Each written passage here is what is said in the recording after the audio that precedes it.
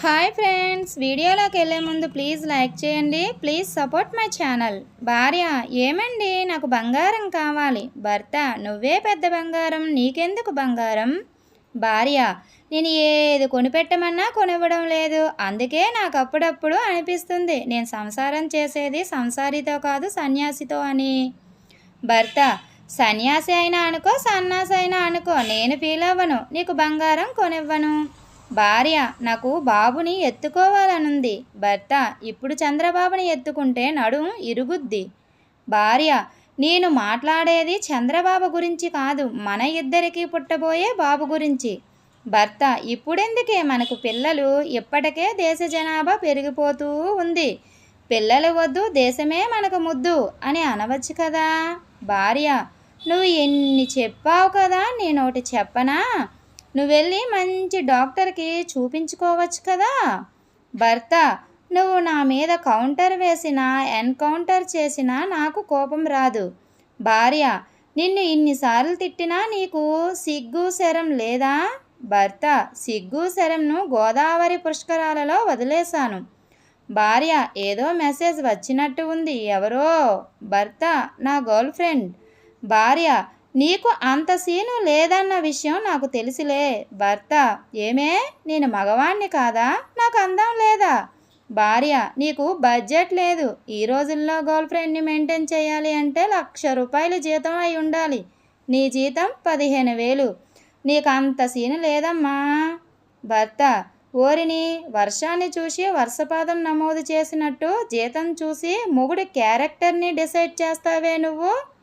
మా మగవాళ్ళేమో సైంటిస్టులాగా అన్నీ కనిపెడుతుంటే నువ్వు నన్ను శాడిస్టులాగా కనిపెడుతున్నావా? భార్య: పెళ్ళాలు అన్నాక పిల్లల్ని మాత్రమే కనిపెట్టడం కాదు, ఒక పక్క మొగుడిని కూడా కనిపెట్టాలి, లేకపోతే ఎన్ని కాపురాలు కూలిపోతాయో.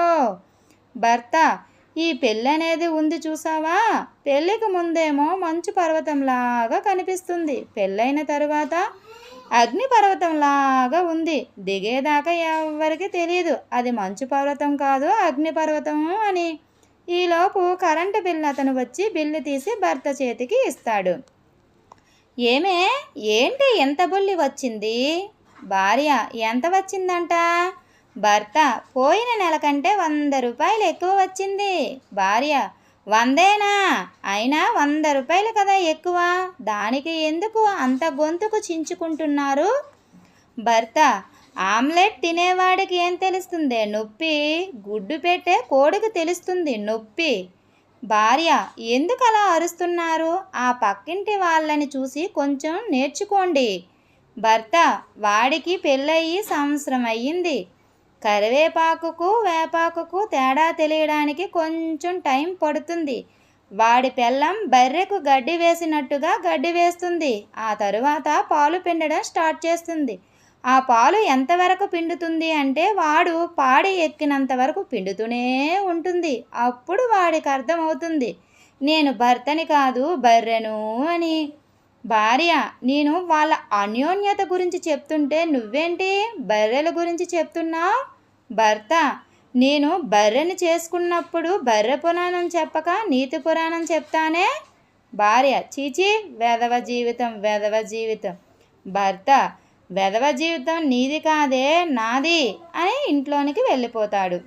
Thank you friends. ఈ వీడియో కనుక మీకు నచ్చినట్లయితే ప్లీజ్ లైక్ చేయండి. Please subscribe my channel. Thank you.